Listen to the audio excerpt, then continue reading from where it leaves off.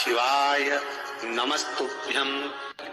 चतुर्थी का जो व्रत करने वाली होती हैं, जो चतुर्थी का पूजन करने वाली होती हैं, उनके भीतर का एक भाव होता है कि जैसे ही शाम का समय आए चंद्रदेव का पूजन करें। चंद्र जब प्रकट हो जाए, कलश भर लिया, उसके नीचे आखा दाना रख दिया, चावल गेहूं जो भी आप रखते हो पूजन के लिए, ऊपर पात्र आदि रख दिया, जलाशय, फिर अपन ने घी का दिया लगाकर पूजन भी कर ली। तो जो चतुर्थी का पूजन करने वाली होती है, जो चतुर्थी का नियम व्रत धारण करने वाली होती है, बड़ी बड़ी चतुर्थियां करती हैं या उसका नियम धारण करती हैं, तो चतुर्थी का जो पूजन करती है वो किस चीज के लिए? केवल संतान, पुत्र, परिवार, हमारा कुटुंब, हम जिस कुल में है, हमारा कुल वैभव की ओर बढ़े, संपदा की ओर बढ़े और उसकी आयु बढ़े, उसकी आयु बढ़े, वैभव बढ़े। बहुत ध्यान दीजिएगा महाराज, चतुर्थी की पूजन में जो आप आखा दाना रखते हो, गेहूं वगैरह कुछ भी जो रखते हो, उसकी बड़ी महत्वता होती है महाराज। यहां तक कहा गया है, चतुर्थी की कथा तो आप लोग पढ़ते होंगे, जो लोग पढ़ते हैं उनको मालूम होगा। चतुर्थी की कथा में लिखा है, चौथ माता के व्रत में वर्णन किया गया है कि वो आखा दाना जो रखा जाता है, मान लो कोई जरूरी काम होता है तभी आखा दाना को रखा जाता है, संभाल के रखते हैं कि हम इस काम के लिए जा रहे हैं और हमारा ये कार्य सफल होना चाहिए।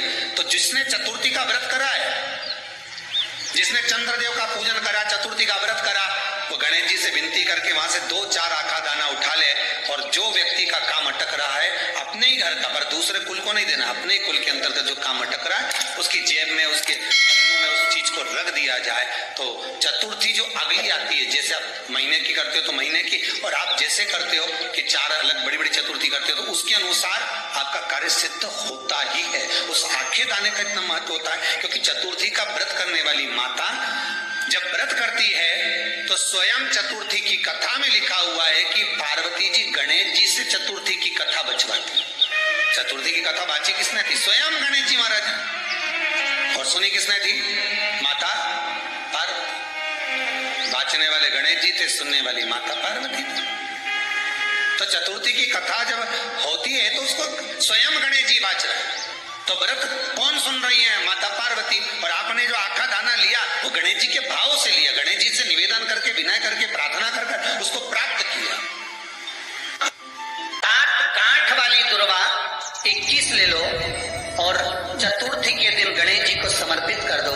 पंचमी तिथि को उस दुर्वा को उठाकर दूध में डाल दो और उस दुर्वा को दूध में डालकर उस दूध में उस दुर्वा को मल लो, और जिसके सफेद चमड़ी पड़ गई हो, चर्म रोग हो गया हो, उस दूध को उस दुर्वा के साथ, दूध नहीं भी हो तो पंचमी के दिन दुर्वा का लेपन शरीर पर कर लें। आधे घंटे तक करने पर पंचमी को प्रदोष काल में स्नान कर लें।